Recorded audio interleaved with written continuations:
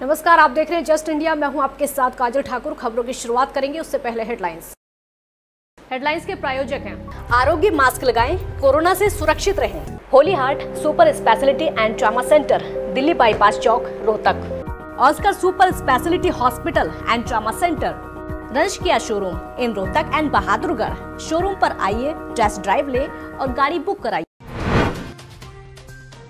विकास दुबे के एनकाउंटर पर विपक्षी दल लगातार उठा रहे सवाल। यूपी एसटीएफ ने कहा, रास्ते में आया था गाय भैंसों का झुंड, जानवरों को बचाने में पलटी गाड़ी।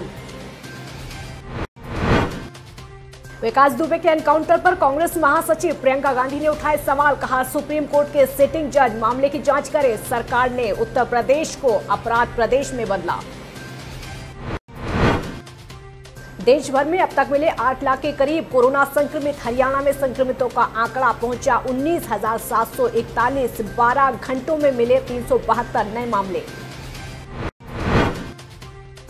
और आज रोहतक दौरे पर सीएम मनोहर लाल ने की प्रेस कॉन्फ्रेंस। बोले, कोरोना काल में रेवेन्यू कम हुआ और खर्चे ज्यादा। पीटीआई अध्यापकों को हटाना होता तो 2015 में हटा देते। कानपुर में विकास दुबे के एनकाउंटर पर विपक्षी दलों ने सवाल उठाते हुए न्यायिक जांच की मांग की है, जबकि पुलिस का दावा है कि विकास दुबे ने भागने की कोशिश की थी, इस दौरान उसे गोली लगी। इसी बीच विकास दुबे एनकाउंटर केस में यूपी एसटीएफ की तरफ से एक बयान जारी किया गया है। एसटीएफ ने कहा है कि अभियुक्त विकास दुबे को एसटीएफ उत्तर प्रदेश लखनऊ टीम द्वारा पुलिस उपाध्यक्ष की तरफ से उनके नेतृत्व में ले जाया जा रहा था।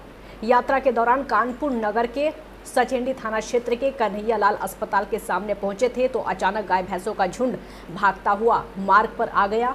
लंबी यात्रा से थके हुए चालक द्वारा इन जानवरों से दुर्घटना को बचाने के लिए अपने वाहन को अचानक से मोड़ने पर वाहन अनियंत्रित होकर पलट गया। बयान में आगे कहा गया है कि अचानक हुई इस घटना से इस गाड़ी में बैठे पुलिस अधिकारियों को गंभीर चोटें आई हैं। विकास दुबे के एनकाउंटर पर विपक्ष लगातार सवाल उठा रहा है। कांग्रेस महासचिव प्रियंका गांधी ने उत्तर प्रदेश को अपराध प्रदेश बताते हुए कहा है कि एनकाउंटर की जांच सुप्रीम कोर्ट के सिटिंग जज से होनी चाहिए। सारा देश देख रहा है कि भाजपा सरकार ने उत्तर प्रदेश को अपराध प्रदेश में बदल डाला है। उनके अपने सरकारी आंकड़ों के मुताबिक बच्चों पर अपराध में नंबर 1 पे हैं, दलितों पर अपराध में नंबर 1 पे हैं, महिलाओं पर अपराध में नंबर 1 पे है, अवैध असलाहों और हथियारों के मामले में नंबर 1 पे है, हत्याओं में नंबर 1 पे है। अब ये प्रदेश की स्थिति है कि लॉ एंड ऑर्डर का जो सिचुएशन है वो एकदम बेहद बिगड़ चुका है। और इस स्थिति में विकास दुबे जैसे अपराधी फूल रहे हैं, फल रहे हैं। इनके बड़े बड़े व्यापार हैं, खुलेआम अपराध करते हैं, कोई रोकने वाला नहीं। देश में संक्रमितों की संख्या अब 8 लाख के करीब पहुंच गई है। स्वास्थ्य मंत्रालय के ताजा आंकड़ों के मुताबिक देश में अब तक 7,93,802 लोग कोरोना संक्रमित हो चुके हैं। इनमें से 21,604 लोगों की मौत हो चुकी है, जबकि 4,95,000 लोग ठीक हुए हैं। पिछले 24 घंटों में कोरोना वायरस के 26,506 नए मामले सामने आए हैं और 475 मौतें हुई हैं। कोरोना संक्रमितों की संख्या के हिसाब से भारत दुनिया का तीसरा सबसे प्रभावी देश है, तो वहीं हरियाणा में 372 आज 12 घंटों में नए मामले सामने आए हैं। इसके बाद कुल संक्रमितों की संख्या 19,741 हो चुकी है। और आपको ये भी बता दें कि मौत के आंकड़े लगातार बढ़ते जा रहे हैं। अब तक प्रदेश में 288 लोगों की मौत कोरोना की वजह से हो चुकी है। अंबाला में कोरोना की रफ्तार लगातार जारी है, जिसके चलते कोरोना के मामले बढ़ते जा रहे हैं। और वहीं अंबाला की कपड़ा मार्केट स्वास्थ्य विभाग के लिए चिंता बनी हुई है। आज जिले में कोरोना के 28 नए मामले सामने आए और अंबाला कैंट की 100 साल की बुजुर्ग महिला की कोरोना की वजह से मौत हो गई। जिले में कोरोना से ये छठी मौत है। अंबाला में एक्टिव केसों की संख्या 90 पर पहुंच चुकी है। तो अंबाला के 27 हैं। 27 में से एक 100 वर्षीय जो महिला है उसकी डेथ है। डेथ के बाद उसकी रिपोर्ट आई है, वो रिपोर्ट पॉजिटिव आई है। तो हम डेथ पीछे कोई भी रीजन रहा हो, लेकिन कोरोना पॉजिटिव आई है, तो हम कोरोना से छठी डेथ मान रहे हैं कि अंबाला में कोरोना से छठी डेथ हुई है। रोहतक में पार्टी के कार्यकर्ताओं और पदाधिकारियों के साथ बैठक के बाद मुख्यमंत्री मनोहर लाल मीडिया से मुखातिब हुए। सीएम ने मीडिया को संबोधित करते हुए कहा कि कोरोना के काल में रेवेन्यू कम हुआ है, 3 महीने में सरकार के खर्चे ज्यादा हुए हैं, कर्मचारियों ने कोरोना फंड में अपना भरपूर सहयोग दिया है, प्रदेश में कुल 290 करोड़ का फंड आया है, आपदा फंड से 504 करोड़ रुपए खर्च किए गए हैं, जिससे प्रवासी मजदूरों के लिए सरकार ने व्यवस्था की है। मीडिया से बातचीत करते हुए सीएम ने विपक्ष को आड़े हाथों लिया और कहा कि कांग्रेस के समय के घोटाले सब जानते हैं, जिनके घर शीशे के होते हैं वो दूसरों के ऊपर पत्थर नहीं मारते हैं। सीएम ने यह भी कहा कि प्रदेश में भ्रष्टाचार बिल्कुल खत्म नहीं हुआ है, बीजेपी सरकार लगातार प्रयास इसके लिए कर रही है। कांग्रेस ने प्रदेश भर में भ्रष्टाचार को बढ़ावा क्योंकि दिया था। आपको ये भी बता दें कि विपक्ष लगातार बीजेपी जेजेपी जट लगातार सरकार पर सवाल उठा रहा है और शराब घोटाले, धान घोटाले को लेकर भी आरोप लगा रहा है। सीएम ने बड़ौदा उपचुनाव को लेकर बोलते हुए कहा कि हमारा एक कार्यकर्ता भी विपक्ष को हरा देगा। बड़ौदा वाले ये ना समझे कि उनका विधायक नहीं है, जब तक चुनाव नहीं होता मैं उनका विधायक हूं। और वहीं पीटीआई के मसले पर बोलते हुए सीएम ने कहा कि हमें पीटीआई को हटाना होता तो 2015 में हटा देते, अब पीटीआई को हटाकर क्या करेंगे। कांग्रेस के समय पीटीआई की भर्तियां हुई थी, कोर्ट ने भर्तियों को क्यों रद्द किया, इसके लिए तह तक जाना होगा। सीएम ने यह भी कहा कि पीटीआई टीचर्स को धैर्य रखना चाहिए, कांग्रेस को भर्तियों पर राजनीति नहीं करनी चाहिए। हरियाणा के 9वीं से लेकर 12वीं तक के पाठ्यक्रम में वर्तमान परिस्थितियों को देखते हुए कटौती की जाएगी। हरियाणा के शिक्षा मंत्री कंवरपाल गुर्जर ने यमुनानगर में कहा कि स्कूलों में पढ़ाई के लिए रोजाना 234 दिन निश्चित होते हैं, लेकिन कोरोना महामारी के चलते पढ़ाई के दिनों में काफ़ी कमी आई है। पहले विभाग ने विचार किया था कि गर्मियों में और सर्दियों की छुट्टियां कम करके शनिवार की छुट्टियां रद्द कर दी जाएं, लेकिन वर्तमान हालात में ऐसी स्थितियां नहीं हैं, इसलिए अब सिलेबस कम करने का काम शुरू किया गया है। पहले कहा था कि अगर स्कूल जल्दी खुलते हैं तो उसमें मैंने कहा था कि हम गर्मियों की, सर्दियों की और शनिवार जो से होता है उनकी छुट्टियां रद्द करके हम वो दिन पूरे कर लेंगे। लगभग 43 दिन हमारे कम रहते हैं और 41 में पूरे रहते हैं। फिर अगर जुलाई के लास्ट तक भी अगर स्कूल खुलते हैं तो उसमें भी हमारा ये था कि भाई हम 2 घंटे एक्स्ट्रा पढ़ा के और सर्दियों की और शनिवार की छुट्टियां रद्द करके हम उसको कवर कर लें। तो जैसे आज परिस्थितियाँ हैं इसमें ऐसा ये लग रहा है कि शायद वो 234 दिन जो है हमें मिलने वाले नहीं है। गोहाना पहुंचे सोनीपत से बीजेपी सांसद रमेश कौशिक का कहना है कि 14 जुलाई को हाईवे मिनिस्टर नितिन गडकरी और प्रदेश के मुख्यमंत्री मनोहर लाल सोनीपत जिले में 5 हाईवे का वीडियो कॉन्फ्रेंसिंग के जरिए उद्घाटन और शिलान्यास करेंगे, जिसमें टोटल 15,000 करोड़ की लागत आएगी और सभी हाईवे पर 2 साल के अंदर काम पूरा कर लिया जाएगा। इनके बनने से लोगों को आने जाने में किसी तरह की कोई परेशानी नहीं होगी और लोगों के समय की बचत होगी। सांसद रमेश कौशिक ने ये भी कहा कि अपने कोटे के सभी गांव के लिए 1 करोड़ से ज़्यादा की ग्रांट दी है और कुछ रोडों की वहां पर समस्या है, लेकिन जल्द उस पर काम शुरू हो जाएगा। और वहीं उपचुनाव को लेकर उन्होंने कहा कि बड़ौदा हल्के का ही उम्मीदवार वहां पर होगा। ये जो रोड है, ग्रीन हाईवे है जो सोनीपत से जींद के लिए है, उसका तो शिलान्यास करेंगे माननीय गडकरी जी और मुख्यमंत्री जी भी साथ होंगे वीडियो कॉन्फ्रेंस के जरिए। कहाँ से होगा ये? सोनीपत से करेंगे। वो दोनों गडकरी जी दिल्ली से होंगे तो मुख्यमंत्री जी चंडीगढ़ या करनाल होंगे, वहीं से इसका कर लेंगे। नरवाना में नगर परिषद के प्रधान का ताज लगभग 9 महीने के बाद वार्ड नंबर 4 की पार्षद बीजेपी समर्थित सुनीता चोपड़ा के सिर पर सजा है। उप प्रधान वार्ड नंबर 8 के पार्षद कांग्रेस समर्थित राजकुमार बने हैं। दोनों प्रतिनिधि निर्विरोध चुने गए हैं। और आपको ये भी बता दें कि चुनाव में नरवाना के 5 पार्षदों और हल्का विधायक ने हिस्सा नहीं लिया। सिरसा लोकसभा क्षेत्र से सांसद सुनीता दुग्गल ने चुनाव में हिस्सा लिया। सांसद सुनीता दुग्गल ने कहा कि अब नरवाना शहर के कार्यों को गति मिलेगी। आपको ये भी बता दें कि राजीव गांधी पॉलिटेक्निक कॉलेज में आज करवाया गया। चुनाव अधिकारी एसडीएम जयदीप कुमार ने दोनों को प्रमाण पत्र जारी किया और फूल मालाएं पहनाई। वहीं उप प्रधान राजू का कहना है कि शहर के विकास कार्यों की सूची पहले ही बना ली थी, अब उन्हें अमली जामा पहनाना बाकी है।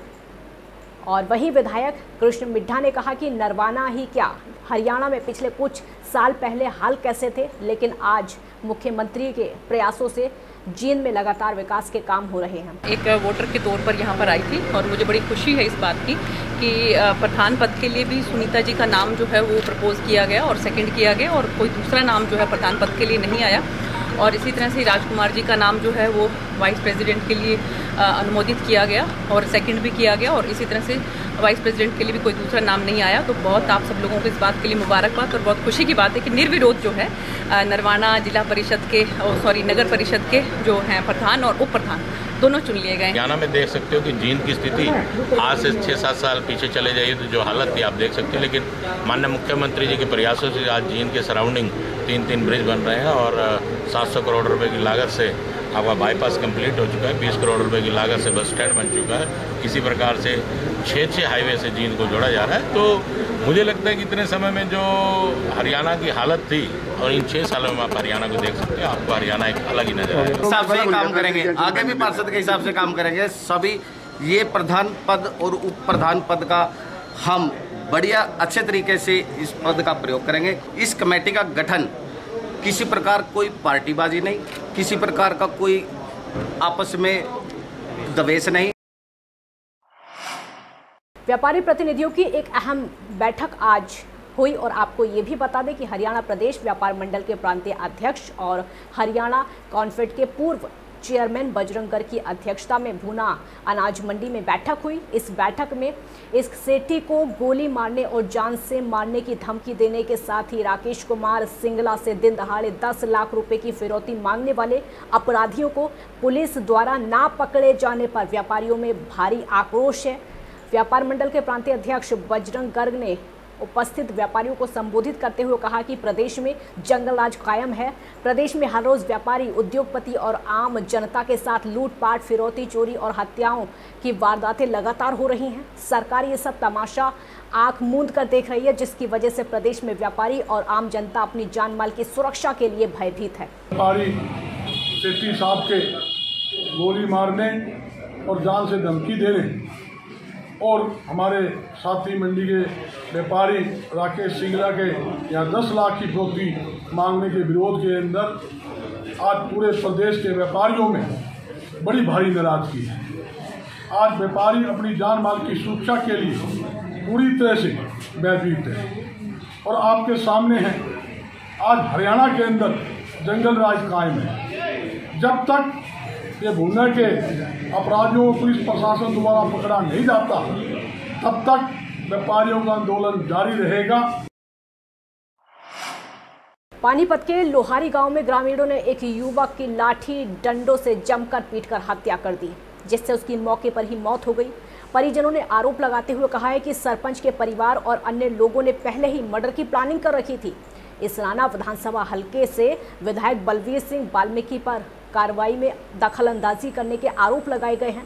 पुलिस ने आपको ये भी बता दें कि कार्रवाई मामले की शुरू कर दी है, बावजूद इसके परिजनों का आक्रोश थमने का नाम नहीं ले रहा है। लोहारी जिला पानीपत के अंदर अंकुश शर्मा जो ट्रैक्टर में आंधी में पेड़ उखड़े हुए थे, उनको लेकर गांव में आ रहा था। आने के बाद वाल्मीकियों की बस्ती में ट्रैक्टर को रखवा कर लड़के के साथ हाथापाई करी। हाथापाई करने के बाद लड़के का बाप और उसका बड़ा भाई आ गए। आने के बाद वो अपने लड़के को घर में लेकर चले गए थे। घर में लेकर चलने के बाद उसको करीब 1.5 घंटे तक अंदर ही बैठे रहे। वो पुलिस के पास फ़ोन कर दिया था, 1.5 घंटे तक इस राना की पुलिस नहीं पहुंची। 2 परिवारों का आपस में झगड़ा हो गया था बलवीर समाज और पंडित का, जिसमें 3 आदमी हुए थे टोटल, जिसमें एक बंदा एक्सपायर हो गया, जो अभी जेड हाउस में रखा है। जैसे ही परिजन का जो भी कंप्लेंट में कुछ हिसाब। खबरों के प्रायोजक थे Pramod Trading Company, tiles, sanitary ware, Ghanipura, Jhajjar road, Rohtak. Asian Colour Coated Ispat Limited. Be Fast Fit, India's fastest growing fitness chain, now at Rohtak D Park. Corona महामारी से लड़ने के लिए आरोग्य मास्क लाया है आपके लिए सबसे आधुनिक मास्क। इसके साथ ही आपको मिलेगी आधुनिक PPE किट, वो भी बहुत ही सस्ते रेट पर। contact@arogyamask.com पर जाएं और हमसे संपर्क करें या फिर www.arogyamask.com से जुड़े। इसके साथ ही आप हमें कॉल कर सकते हैं। हमारा पता है Anand International, plot number 181, sector 25, Panipat, Haryana. Holy Heart Super Speciality and Trauma Center. Modern healthcare facilities include cardiology and cardiothoracic surgeries, joint replacements, post-injury and trauma surgeries, orthopedic, laparoscopic and bariatric surgery, pulmonology, general medicine, gynecology, radiology, gastroenterology, nephrology. For more details, please contact Delhi Bypass Chowk, Vininagar, Rohtak. Our helpline 93067222176.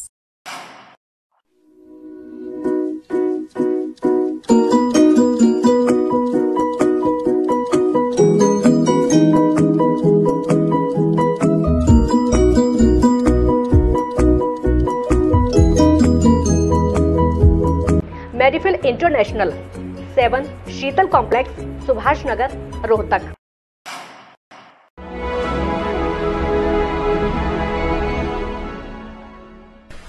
चाचा, आपने नया घर बनवाया है तो घर की छत पर कौन सी शीट लगवाई है?